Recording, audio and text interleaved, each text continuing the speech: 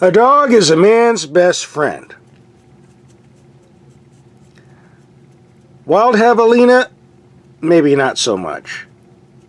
Let's show him, buddy. Here, Rover. Here, boy.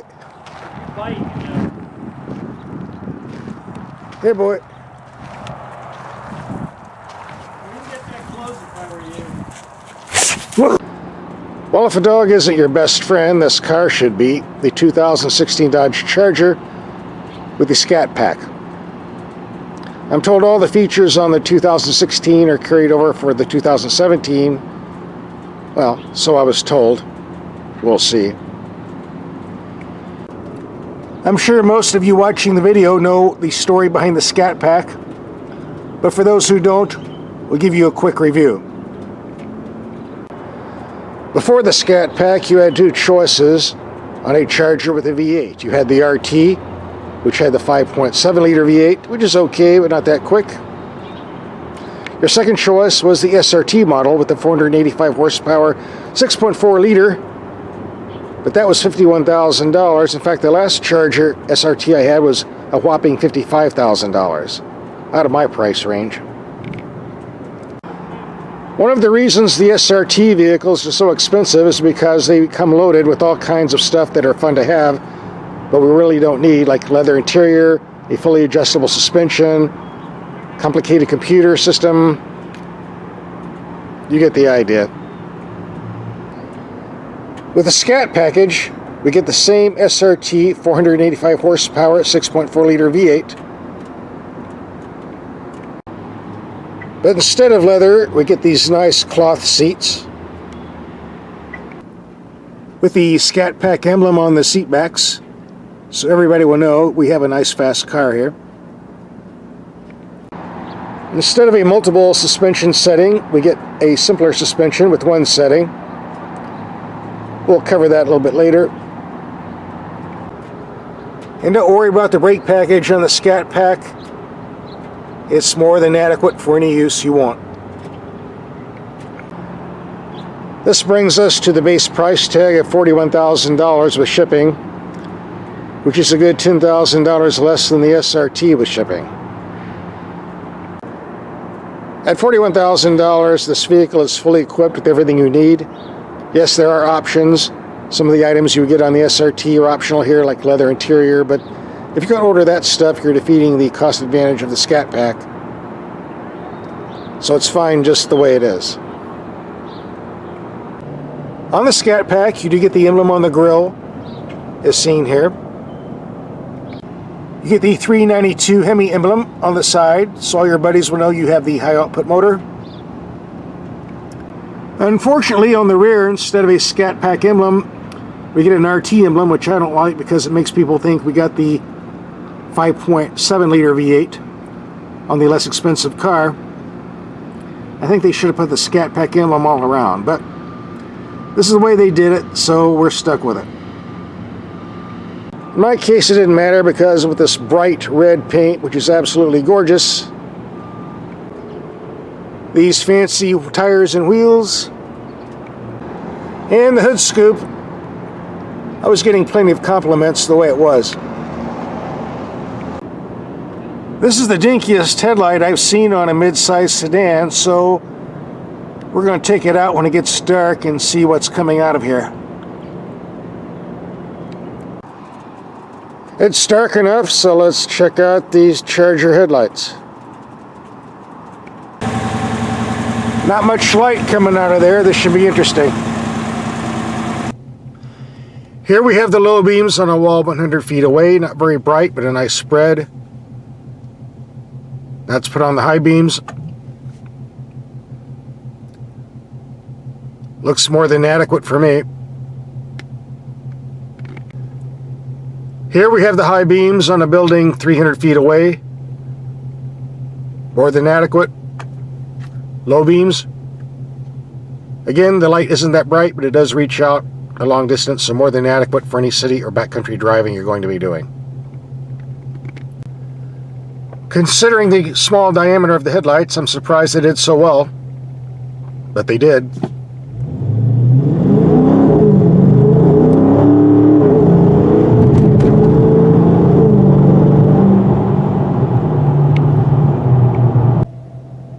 This camera isn't made for night use, but you can see how nice the gauge looks in the dark. Very impressive. And the shift knob.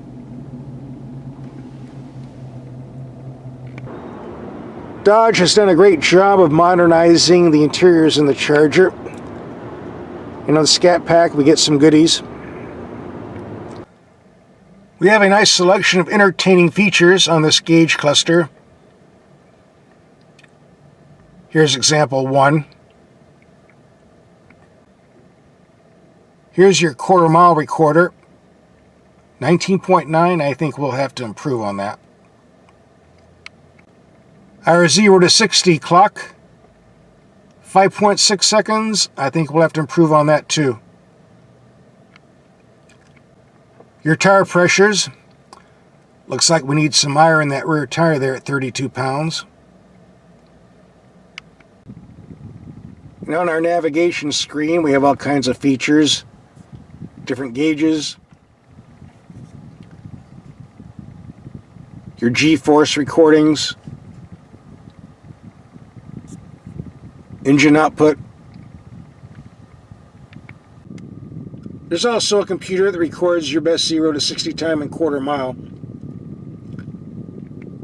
If you want to dim the auto dimming mirror, that feature is done on the screen as well. For you drag racing buffs, there's a launch control system as well. We'll be using that a little bit later. By the way, that glove box isn't very large, but if you take the owner's manual out and stick it in the door, it helps a bit. We do get a decent sized trunk, but if you lift the panel, there's some bad news here. No spare tire, just a flimsy tire repair kit with an air pump. Doesn't work for me. This is done to save weight, of course, but when you have a flat, you wish you had a spare tire. And by the way, the batteries here for better weight distribution. If you're smart, you'll do what I did. Carry your own tire repair kit. I've got 2 air pumps and 4 cans of stop leak and a flashlight. A good investment. And in my case, I was lucky because it fits right in the cubby hole here. And there's nothing more beautiful than the purr of a nice, big, strong American V8.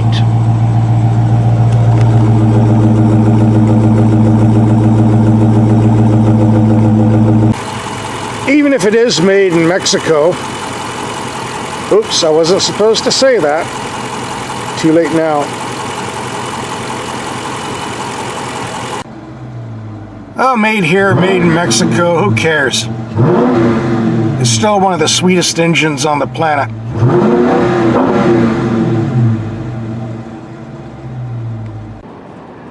Okay, we've done enough talking about the car, now it's time to do some driving with the car. We'll be keeping track of the fuel economy and resetting the odometer along the way. By the way, I forgot to mention this engine is connected to an 8-speed automatic transmission with a manual shift override. There is a sport mode button for brisk driving. For those who like to shift for themselves, there are paddle shifters mounted on the steering wheel, which is where they belong, not on the steering column like a few other manufacturers do, where they do not belong. Thank you, Chrysler, for putting them in the right place. If you watch my videos, you know we test ride quality by running over speed bumps. I'm rather reluctant to do that on this particular car because we got giant wheels and tires and shocks that are a little bit stiffer than normal, so we're going to hear a lot of thumping and banging, but it sounds worse than it is. So let's give it a go, shall we? Speeding up number 1. Ooh, that didn't sound good. Number 2. Sounds worse than it is, folks. And here comes the big nasty one. Ow. Like I said, big tires, big wheels, and stiff shocks. While the ride is a bit stiff when running over potholes and speed bumps, it smooths out on the freeway. This is a very nice highway cruiser. The ScatPack is quiet, comfortable, with just a bit of rumbling from that V8 exhaust to keep you company.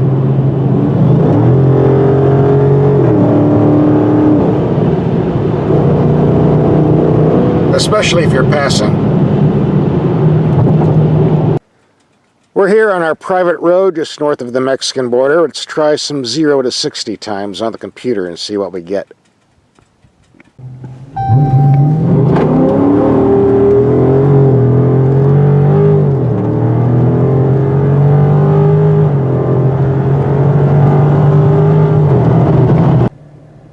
Zero to 60 in 4.8 seconds. And I wasn't even trying. Not bad. I must admit, though, the launch control did help a bit. And the main computer says we had a 0-60 time of 4.8, as well as a quarter mile time of 13.1.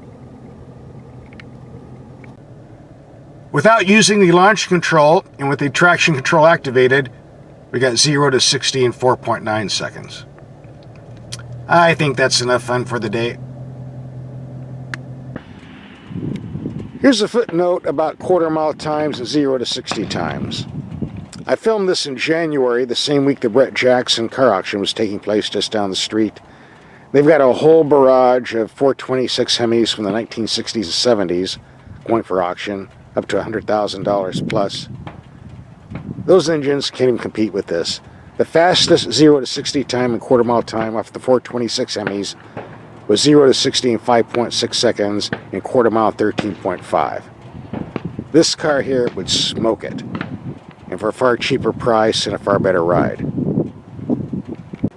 So if there are guys out there in the audience that want to go to the Brett Jackson auction and dump a bunch of money in those old 426 Hemi rust buckets, go right ahead, but I'll take this modern Hemi over those any day of the week. And that noise you're hearing are bullets flying over my head from the law enforcement range, so I think I'm going to leave.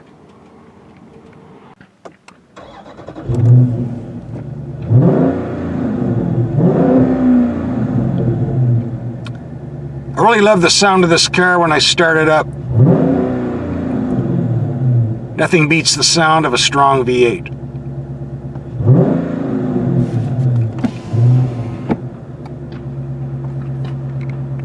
This ScatPack rides low to the ground, so you want to use caution when pulling into a parking space. On this particular curb, I only have about 1/8 of an inch of clearance. Pull up to the wrong curb, you might have some expensive body work. So be advised. Here we go, an old beat up BW doing 40 miles per hour in an 80 mile per hour zone.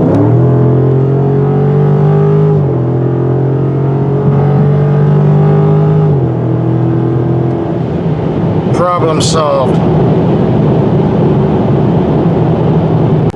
Another road hog bites the dust.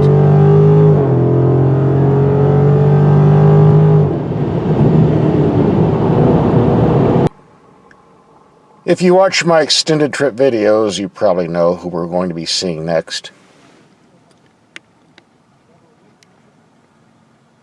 Herman the Super Frog. Yep, there he is. They grow big out here because of the water they drink.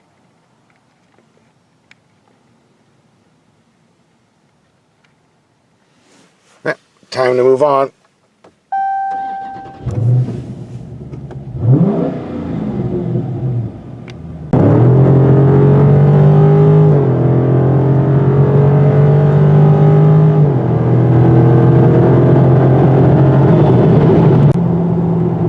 The ScatPack takes corners quite well, but keep in mind you're dealing with a mass of 4,400 pounds. It can be a handful if you don't know what you're doing.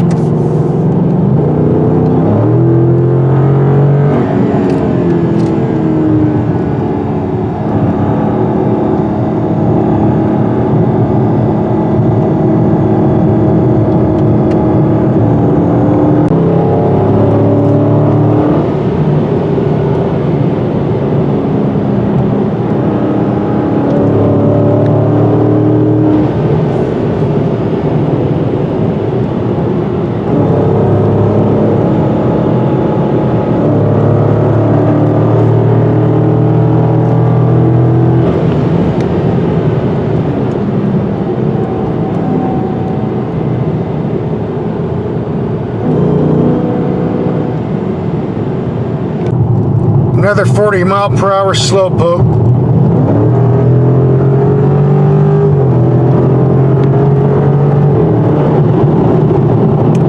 I just love V8 engines.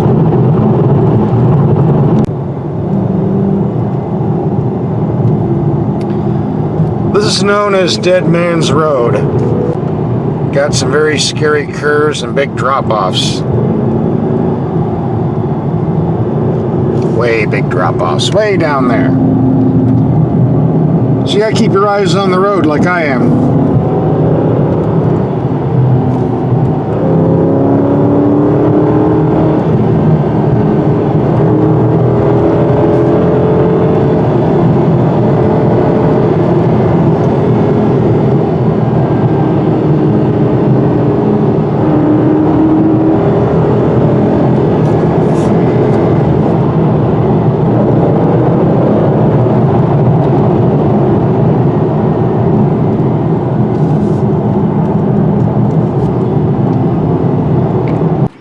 We've racked up about 500 miles of driving thus far. Our fuel economy on the freeways running between 21 to 25 mpg, depending on how much passing you do. In mixed city and freeway commuting, 17 to 18 mpg. In light city traffic, 16.5 mpg. In heavy city traffic, it dropped down to 15. There's nothing on the fuel door telling you what type of fuel to use, but in the owner's manual it makes it quite clear you need to use premium on SRT engines, which is what I've been using, and I suggest you do too. So here's the question of the day. Is the ScatPack package worth an extra $5,000 over the standard RT with the 5.7 Hemi? The answer is an absolute yes. Two different vehicles, the difference between night and day, and this one is far more enjoyable to drive. There's no European or Japanese vehicle out there that offers this much horsepower on a car this big, anywhere near the price of $41,000. In fact, you'd be paying more like $65,000 to $70,000 up, making the ScatPack a very nice bargain in my eyes. In fact, the week I was doing this test, a lot of Chrysler dealers were having $4,000 rebates on the leftover 2016 Chargers, which means you might be able to get one of these for around $37,000. A bigger bargain indeed. The only vehicle that's better is a Hellcat, and I haven't been able to get one of those yet. Maybe next time.